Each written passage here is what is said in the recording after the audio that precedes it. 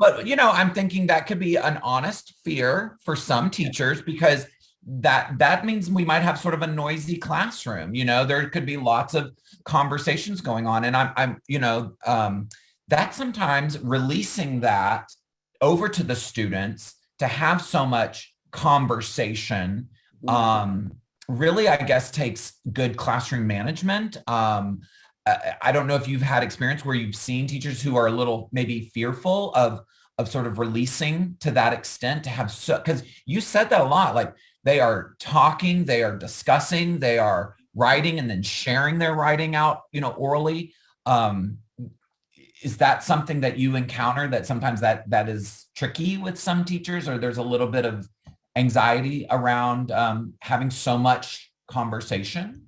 Well, I think that all teachers worry about classroom management, right? Even the most seasoned teachers. So I think it's really important to have routines, to have this down. I've seen it done so well, so many times, where the teacher introduces something, we talk about it, we highlight words as we're reading, he or she points it out, we talk about those words. Now turn to your partner, talk about XYZ, and then it's like, you've got 5 seconds, or you've got 10 seconds, or you've got 2 minutes. Here's the beeper, the timer, go. Talk, ding, class back. And students learn so quickly from, pre-K to high school. They learn very quickly what the expectations are. Those routines and practices can just, this kind of partner talk and group talk, break into groups, come back, report out. All of that can be effortless just with having those expectations known and then practicing it.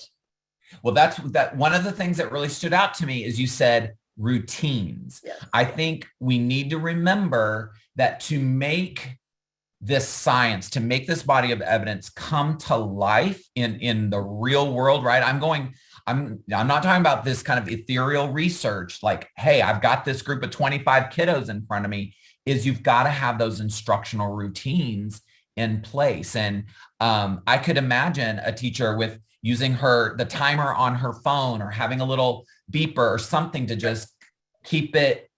I mean, that's motivating for the students, right? So there's not a chance for behavior issues to occur, but that really does have to be practiced, doesn't it? And Brandon, just think about, for your multilingual learners, if they know what the expectations are, they're not dependent on, what is the teacher saying we're doing now?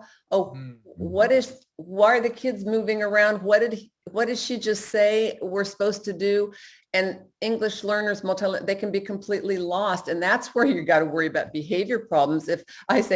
If students don't know what to do, they will find something else to do. They will. So teacher clarity. Depending on that linguistic explanation all the time, where they're trying to figure out what's going on. If you've got these routines, it's like, oh, okay, now we know, boom. And it just takes the linguistic aspect out of it.